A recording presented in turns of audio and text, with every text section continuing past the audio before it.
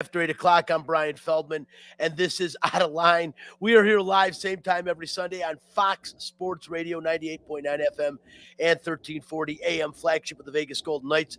Coming to you from Spencer's studio, also known as the Wisden in Las Vegas, because going on 2 years now, the pandemic has forced us out of the Fox Sports Residential Bancorp studio.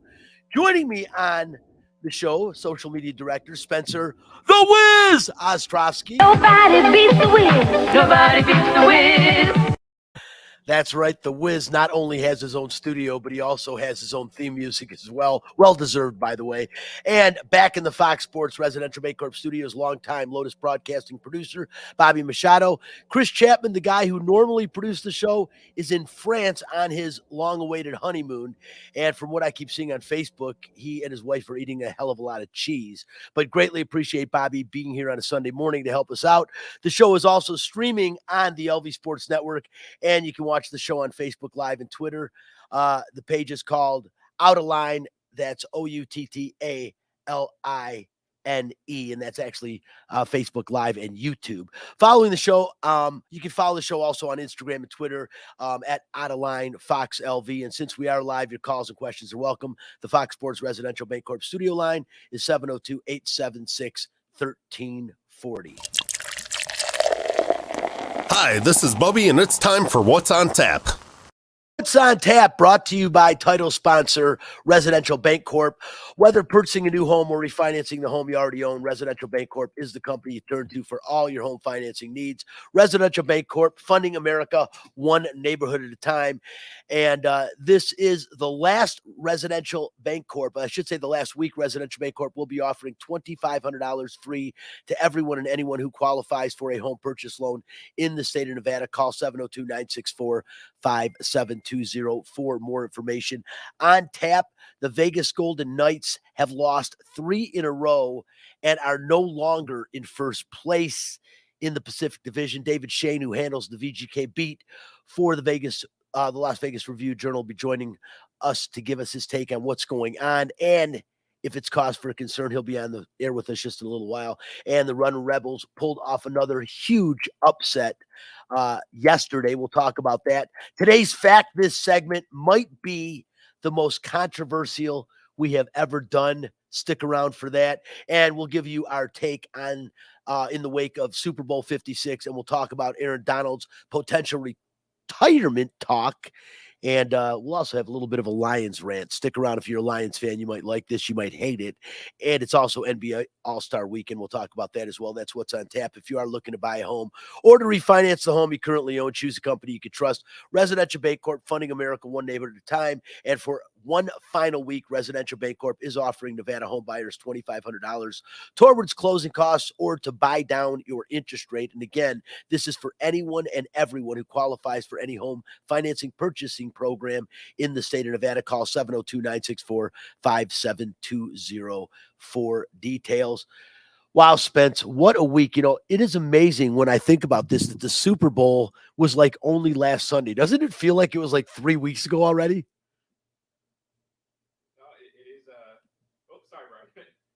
It's amazing, honestly. Great football season. The Super Bowl felt a little melodramatic at the end just because of like how spoiled we were leading up to that moment. It came down to a 4th and 1 that wasn't converted, even though it was still a close game. But yeah, no, it's been a crazy couple weeks for sure. I can't lie there.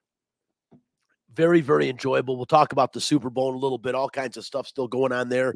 Big parades in LA and Disneyland. It's been insane. But right now, Spencer, the Vegas Golden Knights. A lot of people are concerned. I've heard people complaining about the goaltending.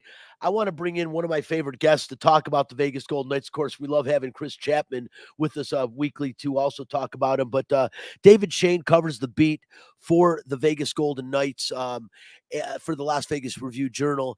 And David's got his hand on the pulse of this team as well as anybody in town. Vegas Golden Knights now 28-18-4. They got 60 points on the season, but they've lost 3 in a row. 2 of the 3 by getting shut out, 6-0 against Calgary last Wednesday.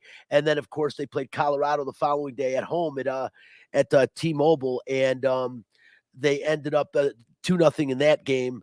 And then blowing a lead twice on Friday versus the Kings. They're 5-3-2 in their last 10 games. David Shane, again, with Las Vegas Review-Journal, joining the show. David, reasons for concern? Well, first off, hi, Brian. Hello. Thanks for having me on. Absolutely. Always love having you, my friend. Yeah, thanks. I always enjoyed talking to you guys too. A little bit, I guess, in terms of, the answer to your question. I actually had just sent out a tweet this morning. I was looking at the schedule and they've got 32 games left. 21 of them are against teams that are not in a playoff spot right now. So the schedule kind of sets up for them, favorably coming down the stretch here. But, you're missing Mark Stone. We don't know when Robin Leonard's going to come back. We heard yesterday that, he skated on his own. So you'd think, he's a little closer than certainly Mark Stone would be. But, this team is, not playing up to expectations and it's getting toward crunch time. So I think anytime you have that scenario, there's a little bit of concern.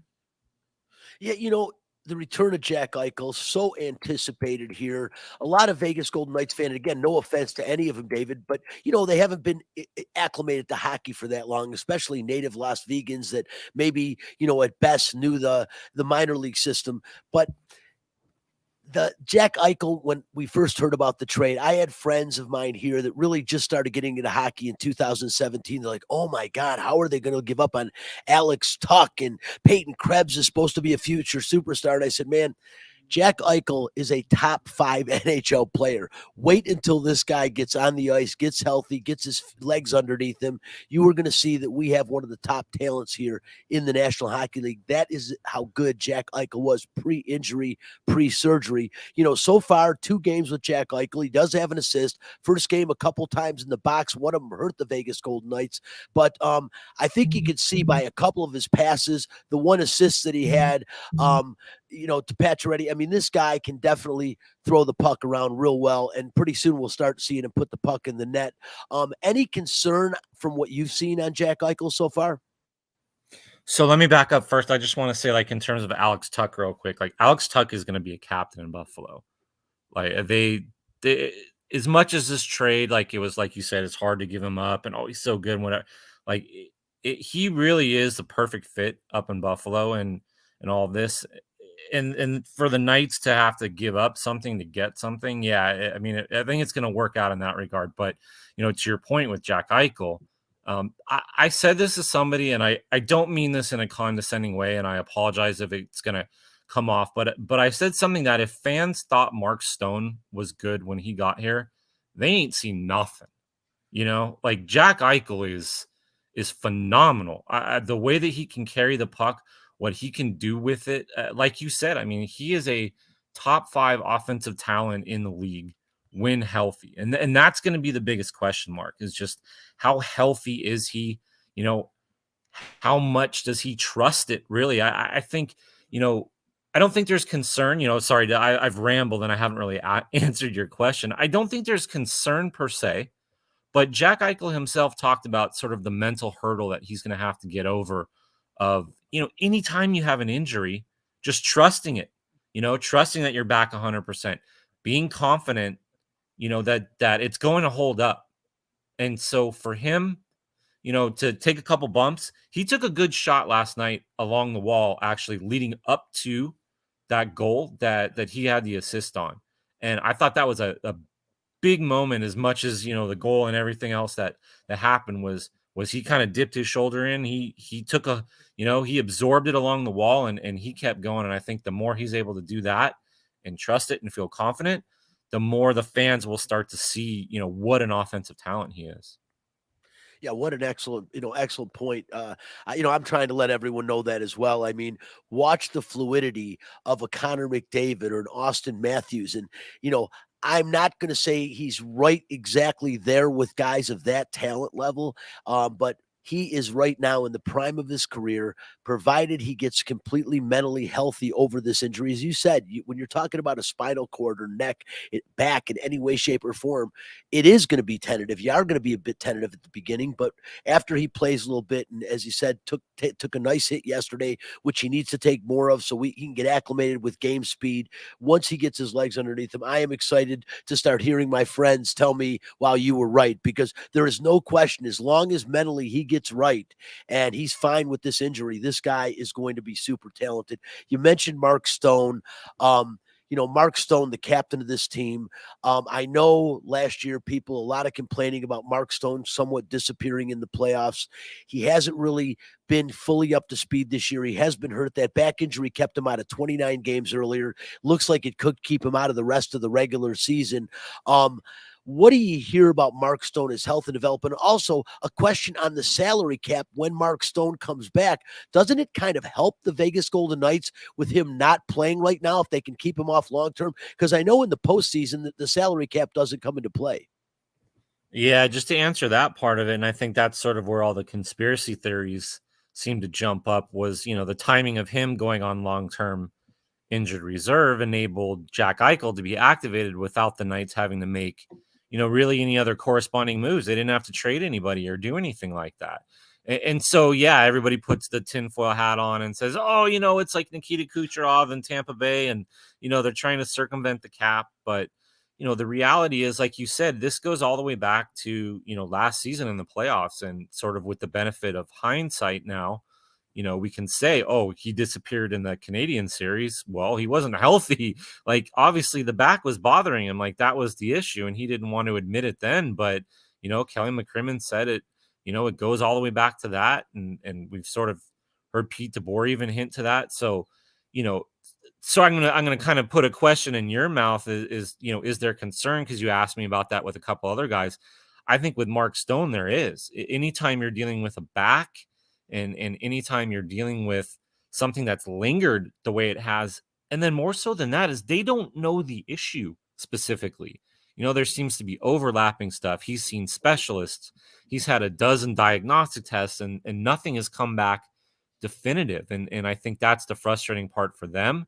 Certainly that's the frustrating part for him. And so, you start to look long term and backs. And I mean, I grew up with the age of Mario Lemieux and seeing his career ruined by a back. So I'm obviously not going to make that comparison. I haven't had a chance to really talk to his agent or anybody that can, maybe lend a little more insight to what's going on. But I definitely think he's the one that people need to sort of, maybe keep an eye on, if you could say, or just have some concern. And, the Golden Knights feel like they can shut him down now and get him healthy for the playoffs. And if that's the case, then that's the right move. And it allows them, like you said, to circle back that salary cap room. Once you get to the playoffs, it doesn't matter anymore. And you can activate them and it's irrelevant, as far as if they're over the cap or under, or, all that sort of stuff. So they've got kind of a, I guess, say a month here till the trade deadline to figure it out. And then, maybe at that point you say, okay, let's shut them down for the rest of the season and get them ready for the playoffs and go from there. Yeah, to me, that would make the most sense. And especially as you said, you can't overemphasize a back and how serious this can be, especially in hockey. I know when I play, and I haven't played in a while, the first thing that hurts me, you'd think it would be your legs. It's always my lower back. That's what hurts when you're first starting. So it plays such a big role. And Mark, Stone, that's $9.5 million against the cap, and the long-term IR, if somehow, he can be ready for the postseason, that would be, golden, because, that players they were talking about moving, David. Riley Smith, a huge favorite here in Las Vegas, one of the last of the original misfits, and then, of course, Dadonov has been another one that they've talked about moving because of the money. And even Jonathan Marchessault's name has come up as far as potential trade bait in order to get all the Vegas players, the Vegas Golden Knight players on the ice that they want to get on the ice. And, because it's a $10.95 million salary cap is the issue. Mark Stone alleviates 9.5. What happens when Alec Martinez is ready to come back, which should be pretty soon from what I'm hearing, David? Yeah, and and if I do the math right and like you do the math right, and it was explained to me by like the cap friendly guys, sort of, where the numbers are. And, I hope I'm not wrong on this, but like if I understood it, it was like once they were over 6.6 million with a long term IR, like it clears enough room for Alec Martinez. And if I'm wrong on that, I think the numbers are definitely close enough that what you could see is something like, Nolan Patrick, right now is hurt. We don't know what his situation is. Certainly it was, a shot to the head. We would assume, that's a concussion. He's got a long history, of head injuries and concussions. So if he has to go on long-term IR, that's 1.2 million there. You've got Zach Whitecloud ready to come off. You've got Michael Amadio, who's, sort of been a healthy scratch lately. Like there's a number of sort of ways that they can kind of trim around the edges, I think, to get Alec Martinez healthy. I let me go back to one thing that Kelly McCrimmon said, and this is sort of the overarching thing, and it involves Mark Stone and Jack Eichel. But what he said was if Mark Stone was healthy, that last Wednesday, Jack Eichel would have been activated regardless. Like they were ready to go, and they would have made whatever trades or moves that they had to make at that point to do it. It worked out that Mark Stone went on long-term IR, but they knew what they were going to do, and they're ready, if they have to make some moves. So I think the bigger thing for them is get Alec Martinez healthy, get him in the lineup, and then they'll figure out a way to do, what they have to do salary cap wise at that point. Yeah, this team, and one thing we know about the Vegas Golden Knights, Bill Foley, they have never been scared to pull the trigger. I mean, they shocked the Las Vegas community when they fired Gerard Gallant. They shocked the Las Vegas community when they let Marc-Andre Fleury go. I mean, this team is going to make whatever moves it needs to make to win now. And I think all the pieces are in place. And I'm sure they did have a game plan in mind. Had Jack Eichel and Alec Martinez been ready to move at the same time, we would have probably seen a significant player have to go in order to make that work, and they will do what they have to. But this team continues to have that Midas touch. They continue to, things just seem to always work out in the favor of the Vegas Golden Knights, and they have since 2017. The only thing that hasn't worked out to this point is winning a Stanley Cup. But this team, once again, is geared to do that when everyone's healthy, when they play right. The biggest concern I hear, aside from the injuries and getting Jack Eichel back right, and David, you've heard it too, I've got to answer the questions all the time because they did let Marc-Andre Fleury go, even though I thought and said that that was the best move for him and for the team at the time. Robin Lehner, some injuries, some questionable stuff, but the main thing is inconsistency in the net. At times, the guy shows he can play as good as anybody. He's a big imposing figure, unlike Marc-Andre Fleury, who, Robin Lehner just about covers every inch of the net. He's so big. And then you've got Laurent Brossoit, more of a smaller guy. But the bottom line is, David, a clear-cut number one is Robin Lehner on this team. And is he good enough to take this team to the Stanley Cup? Because as we know, the team they played last night had a goaltender that a few years back, almost by himself, willed this team to a couple of Stanley Cups. I mean, coming from the 8th seed, the first time they won it, it was all Jonathan Quick. Does Robin Lehner have that kind of ability? So the answer I'm going to say to that particular question is probably no. But I think the answer to the question of can he win a Stanley Cup is yes. And where I'm going to go with this, where I'm going to steer it, is I think Robin Lehner is much more dependent than most goalies on the play in front of him. He's so reliant on reading the play and reading the action. And instead of being a sort of a reaction goalie, and making quick twitch saves and all that sort of stuff, maybe the way that Marc-Andre Fleury did.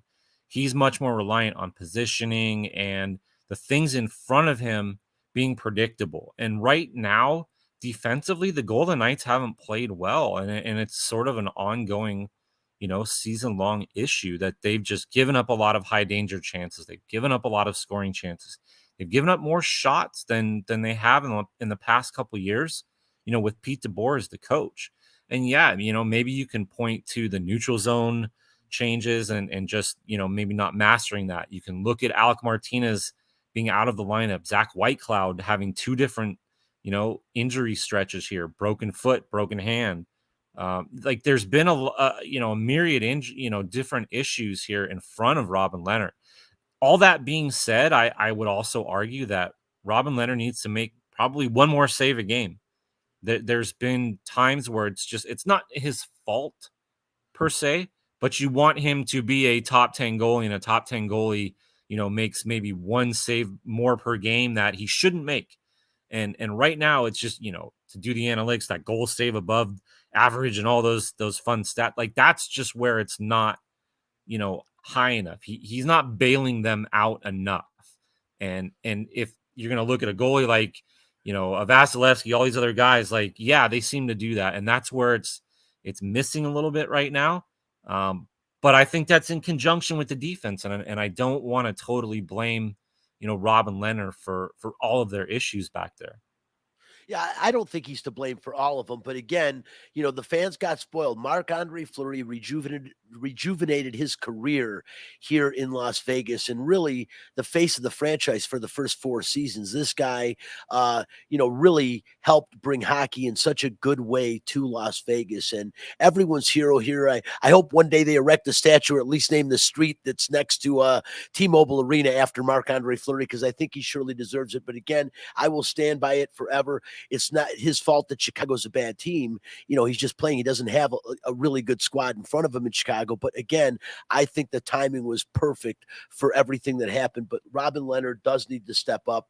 You do need that last line offense to be its best. The defense in front of him has to play better. But Robin Leonard, I think for this team to make a run, especially with how talented these teams are right now in the National Hockey League, he's going to have to play better for this team to make a run in the Stanley Cup. And talking about that, looking at the road right ahead of him, David, it doesn't get much easier. You might think that, Anaheim, that San Jose coming up and Arizona, but it's easy to try to look past those teams and start worrying about next Sunday's game against Colorado. You just lost 3 in a row. In my mind, you better be focusing heavily on the San Jose Sharks today at 5 o'clock and get it turned around. It was great to get the 1 point against LA Friday night, but they should have gotten 2, twice blown leads, something that can't happen. It's good to see him putting the puck in the net again. But David, is it concerned? Because right now the Vegas Golden Knights would be tied for the 6th playoff spot, and there's 2 teams 1 point behind them tied for the 8th.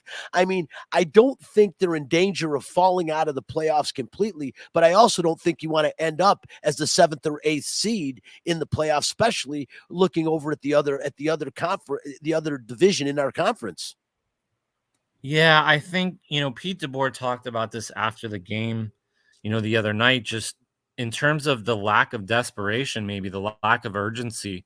It was really noticeable in that third period against Los Angeles. Like, you're 3-3, against a team that is below you in the standings, but chasing you. You're at home. You need 2 points, and they came out and kind of laid a dud in that third period. I think it was like 5 shots on goal. They really didn't threaten, and then they end up losing in overtime. I mean, they really kind of had Laurent Brossoit there at the end to thank for just getting a point out of that. And Pete DeBoer, I think, if you saw his comments on the video, or if you were there, like, he was really angry. He was very, I think there was a message he was trying to send, in terms of that can't happen here for the final 32 games. As I mentioned, they've got 21 games against teams that are out of playoff contention, and those are precious points. They can't give those up. It starts tonight against San Jose. And if they're going to make a run, if they're going to fend these teams off, like, yeah, you have to beat the teams that you're supposed to beat, and then try to get, some other points along the way. And, right now that seems to be the most important thing. Like you said, can't look ahead to Colorado. You've got to focus on San Jose.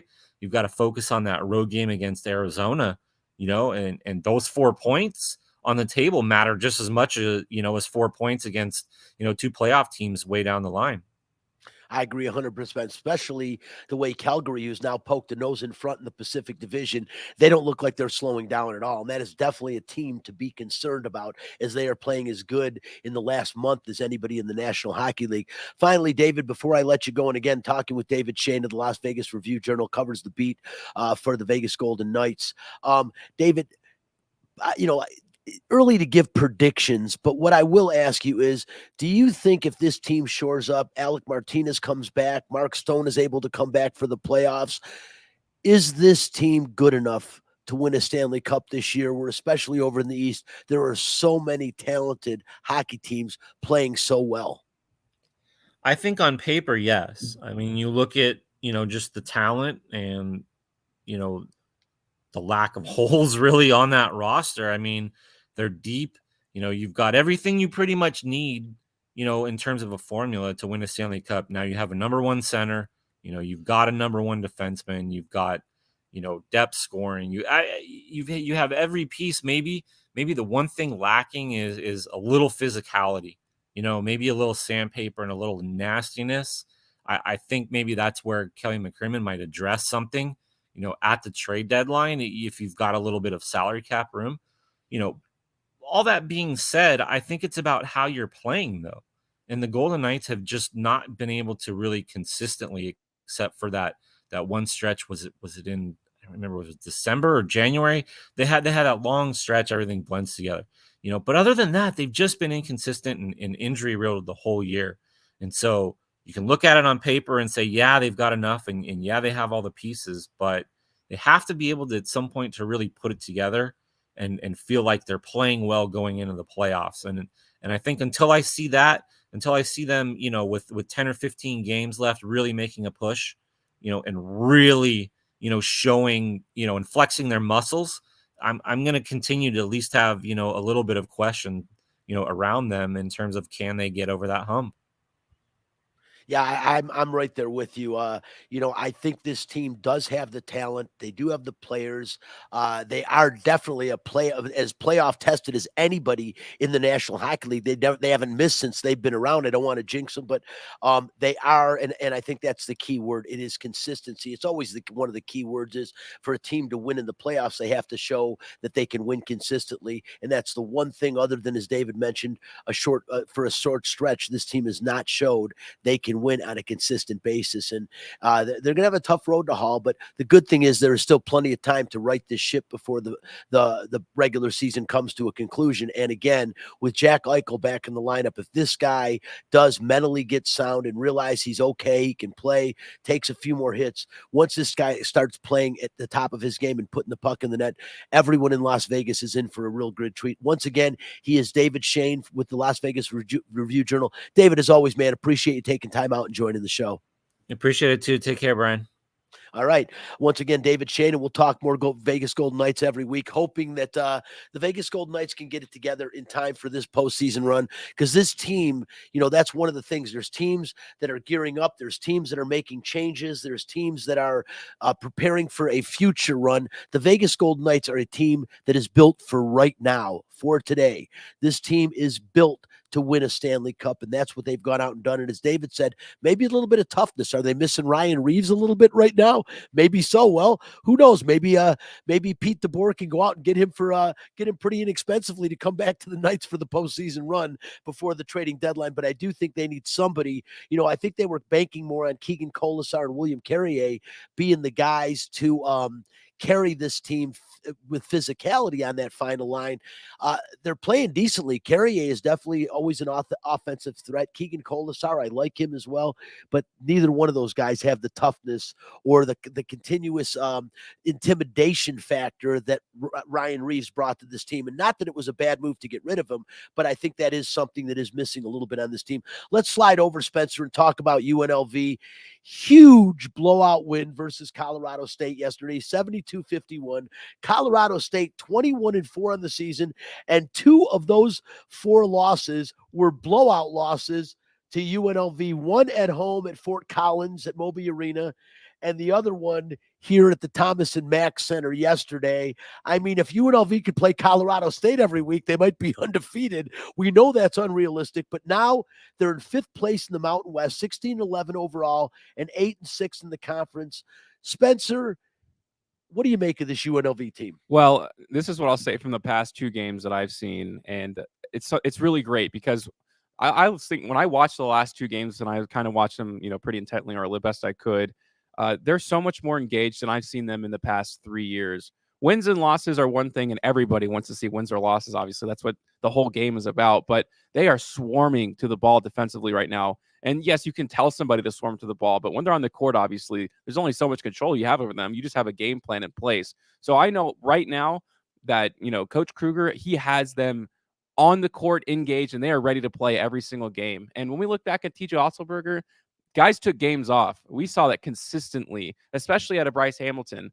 And there were times last year that Bryce Hamilton was nowhere to be found. He was on the court, but I mean, it was almost like he wasn't. It's like they were playing one less men. So the fact that he's been able to get to him and have him have this great senior season, and especially the last 2 games, like even if he isn't scoring 40 points, those 20 points, they feel so much more meaningful. There's no empty stats anymore for this team. So I am really happy with the direction they're going in, just from a coaching standpoint.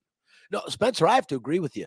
Kevin Kruger, I think having played here, having played, Division I college basketball, played professionally over in Europe for a little while, there is a respect factor for this guy. Yeah. Plus, knowing his father is lurking in the background as well, a college Hall of Fame coach, is something that people consider as well. But you are right. Bryce Hamilton was a guy that I think everyone thought would leave the program when Otzelberger was gone. He had 1 year left of eligibility, that he would either transfer somewhere else. He did put himself out there potentially and realized he wasn't going to get drafted in the NBA draft and brought himself back. And he's arguably, I don't think anyone's going to argue that he's going to be a first-team All-Mountain West player.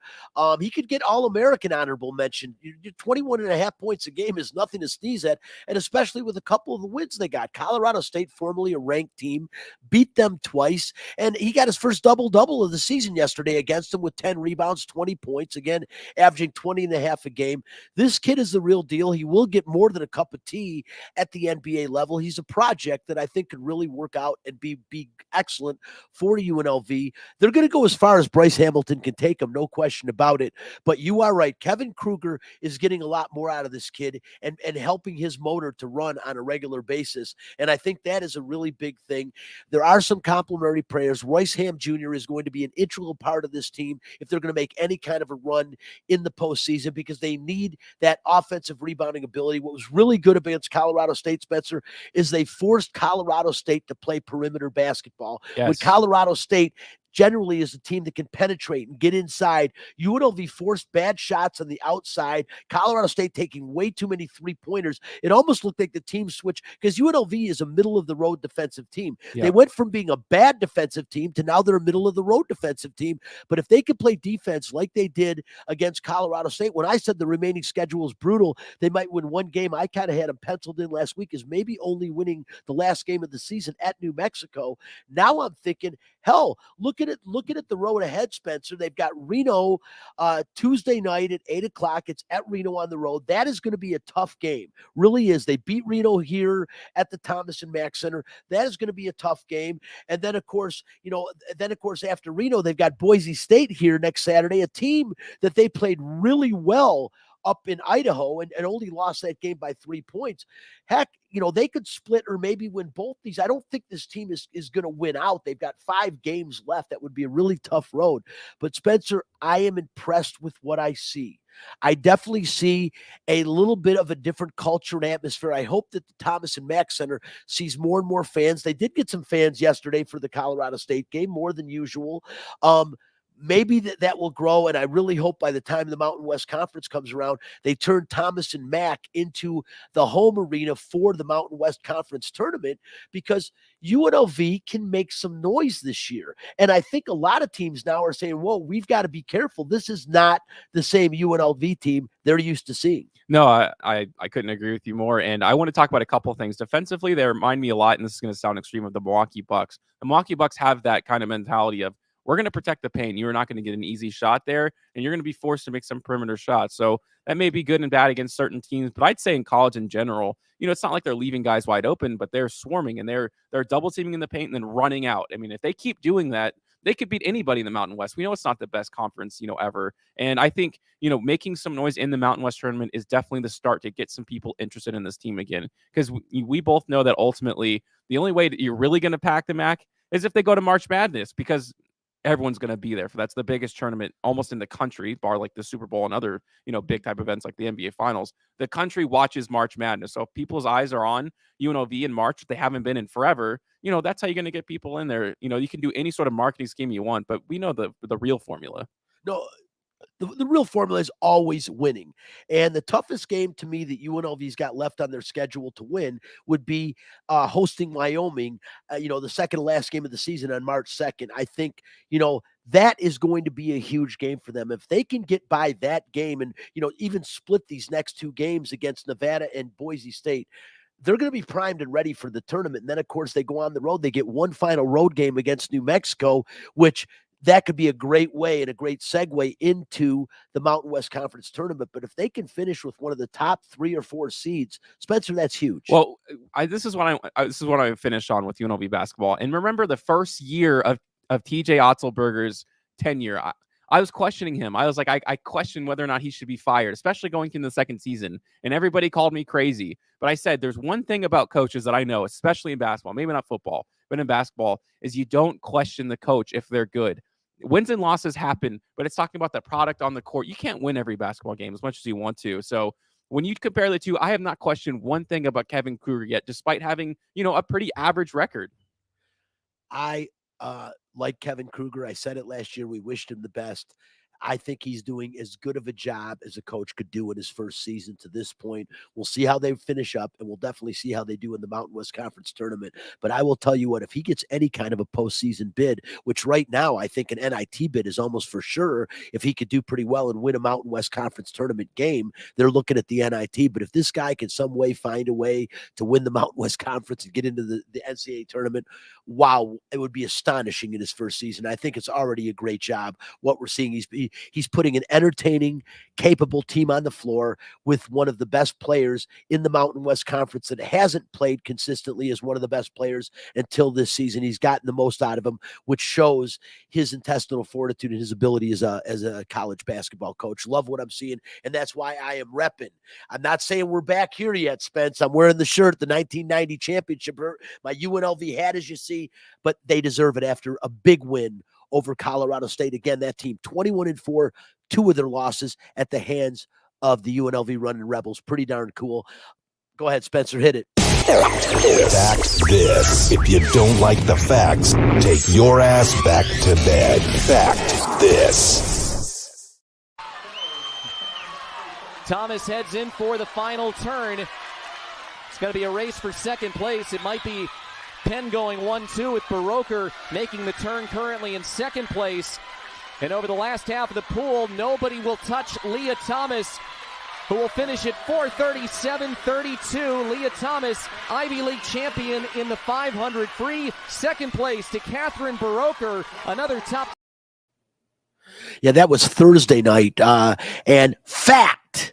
Yesterday, Penn University's 22-year-old transgender swimmer Leah Thomas set another record at this year's Ivy League championships by winning the 100-yard freestyle in 47.63 seconds. She also won the 500-yard freestyle, as you just heard, on Thursday, and the 200-yard freestyle on Friday, setting the Ivy League record in doing so. This, although a controversial and delicate subject, has to be discussed here on Out of Line today. Spencer, I've got my thoughts on this, and I'll give them to you first, and I want to hear yours.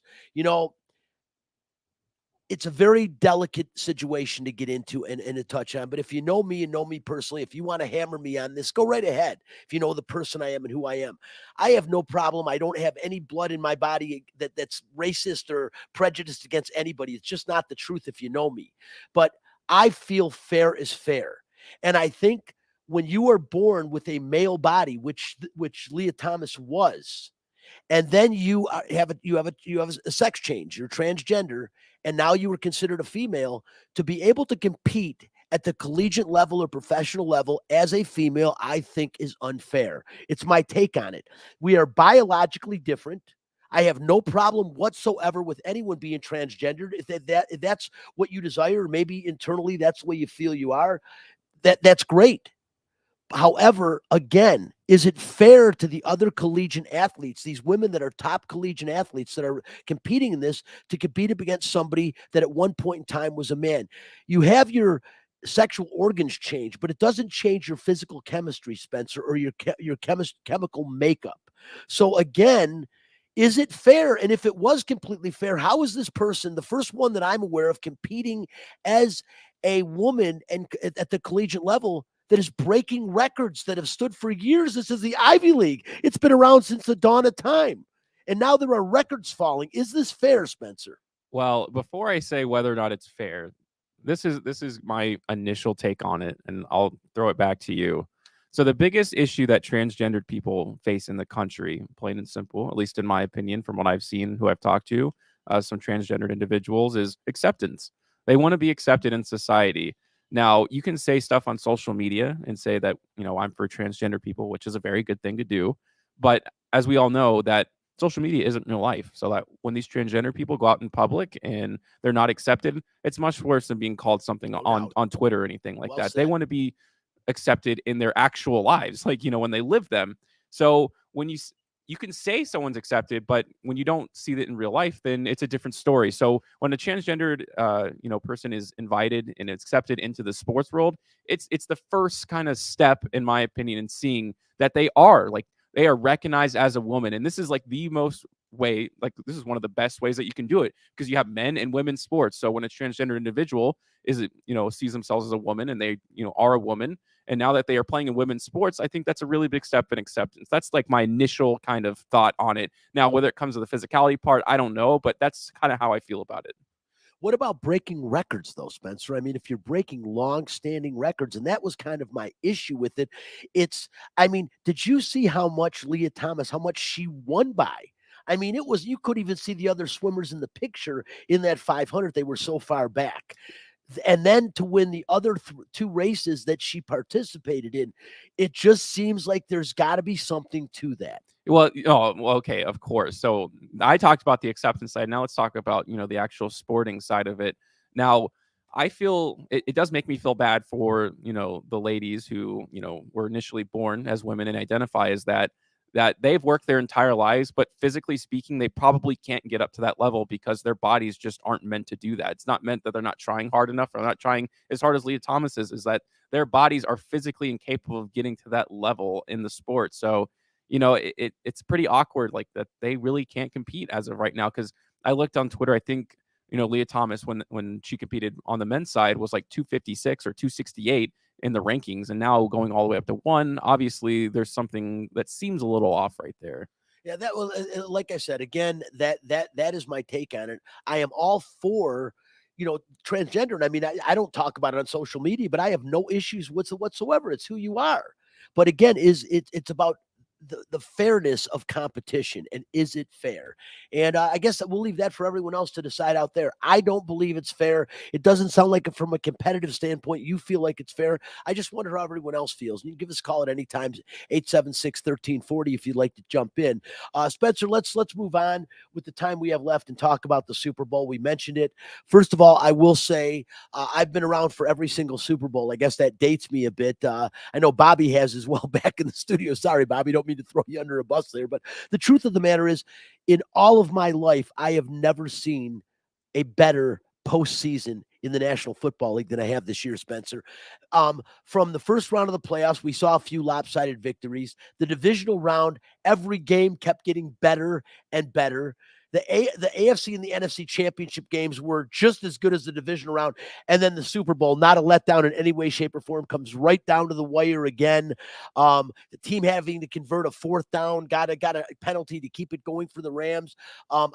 Just every game a nail biter. You couldn't have asked for a better postseason. That being said, the game's been broken down. Let me start with this real quick because it was a question. Was Cooper Kupp the right MVP of the game? Well, I had Aaron Donald, so you know who I was rooting for at the end of the game. I did too. But it's completely understandable when it comes to that last drive and going up at the end. Now, Aaron Donald ultimately had the game-winning sack, so, it was pretty comparatively so there. But I know most people wanted to be Aaron Donald, and I did too, of course. But I think when you look at the last drive of the game, Cooper Kupp wasn't only catching every pass. When he wasn't, the ball was going to him, and he was getting destroyed. A lot of guys would have gotten out of the game. If you look at that first goal line pass that he dropped, or that was attempted to go to him, he got crushed, and then he got up, and then he went right back and won a one-on-one to put them up by 4. That takes a lot of heart and a lot of soul, and he was the soul of that team for the entire year. It feels like he really was the guy for that award at the time. Yeah, he picked up that crucial first down on the end around, which was really, really good as well. Aaron Donald, listening to people, they said, well, if he had one more sack, he would have probably been the Super Bowl MVP. And if you remember, he got to Joe Burrow, and Joe Burrow barely got the ball away. That wasn't counted a sack. That was counted as a quarterback hurry. But had that been a sack, he would have had 3 sacks. He had 2 sacks, 4 tackles, 2 of them for loss. And the bottom line is, on the season, he had 12.5 sacks in the regular season. He could have been the MVP. I'll tell you right now, if Matthew Stafford doesn't throw 2 interceptions in the game, he's the MVP. Looking at his almost 300 yards passing, 3 TDs. It was the 2 picks that probably kept him kept him from getting that award. I don't argue that Cooper Kupp was deserving. I just, under 100 yards receiving is a little bit, but he did have 2 touchdowns. And like I said, picked up a huge first down on the final drive. He was the final drive. And Matthew Stafford, even though everyone knows that the ball's probably going to him, especially with Higbee being out, and Odell at that point. Well, of course, and Odell Beckham at that point as well. Everybody knew that he was going to target Cooper Kupp, and it didn't matter. That guy, the best route runner in the NFL, bar none. And, I'm not going to take it away from him. Now the question is about Aaron Donald.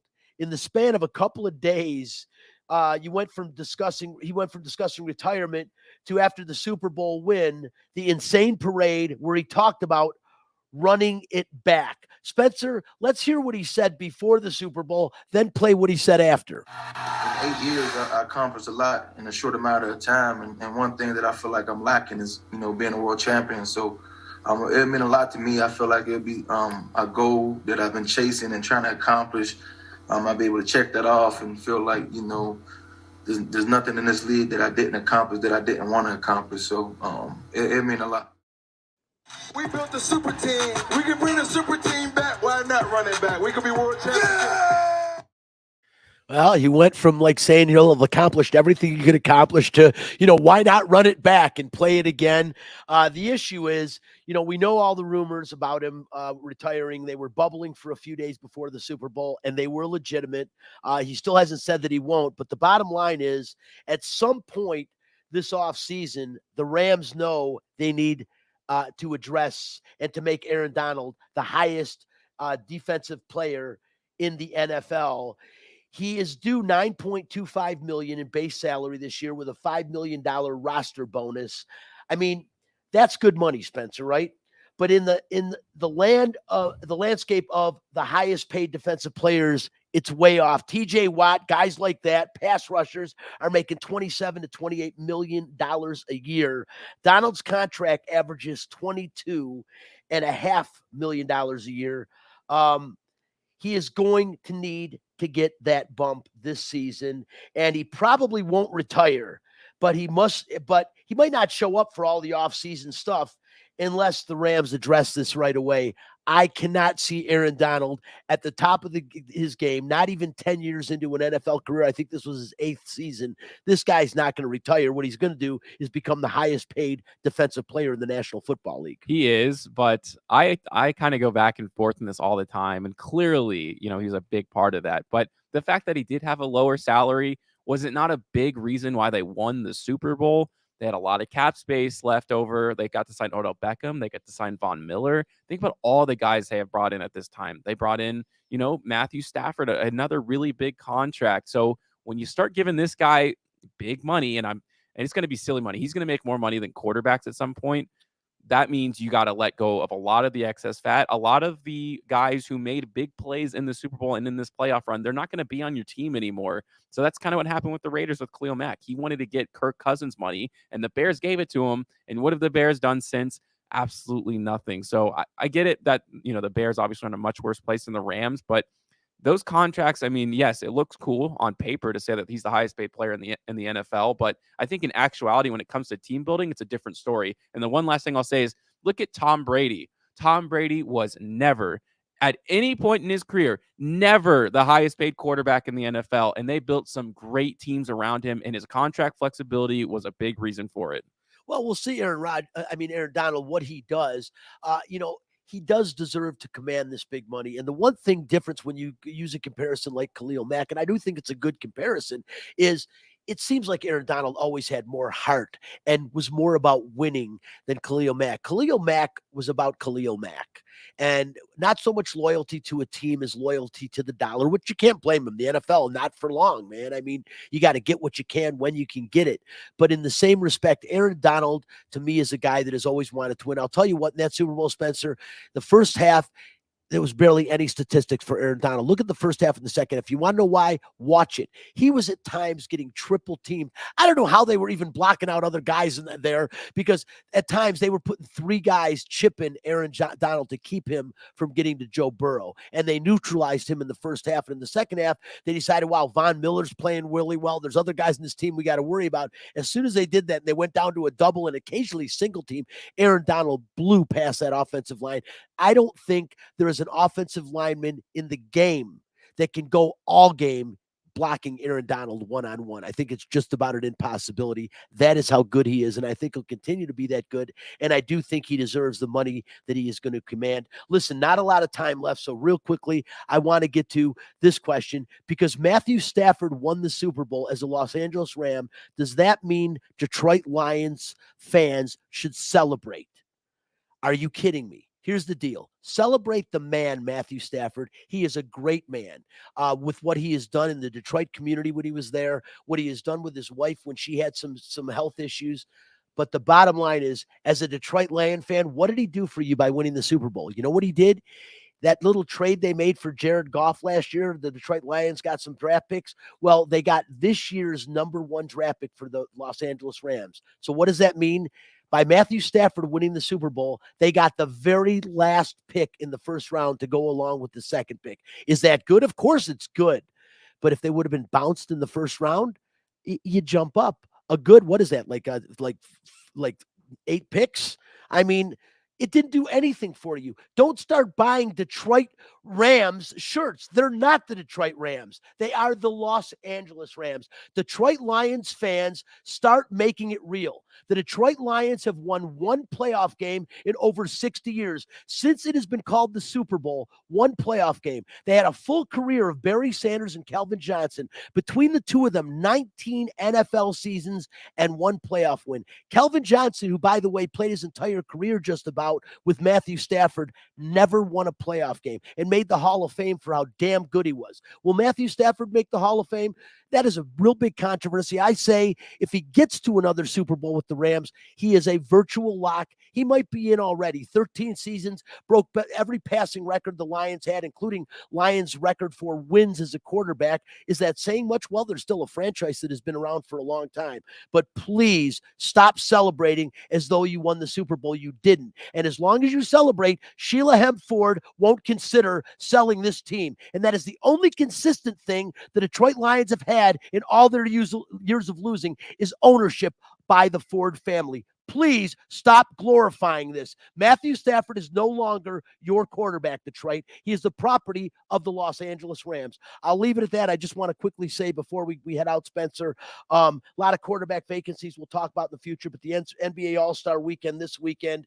And you know what? I'm not enjoying it. I'm not enjoying the skills challenges anymore. I don't like watching guys hit open 3-point shots, just stand there. But it was cool to see Karl Anthony Towns at 6'11" win the 3-point contest. I wasn't thrilled with Obi Toppin. I didn't think those were dunks of the future. Hopefully there'll be a great dunker down the road. Listen, we're out of time. This is Out of Line. I want to thank Bobby Machado back in studio. Thanks Spencer the Wiz Ostrovsky for being here as always. And of course, thank our guest today, David Shane. We'll be back next week, same time, same place. Out of Line, Sunday mornings, Fox Sports Radio, 8 to 9 a.m. I'm Brian Feldman. We're out. We'll see you next week. Bye-bye.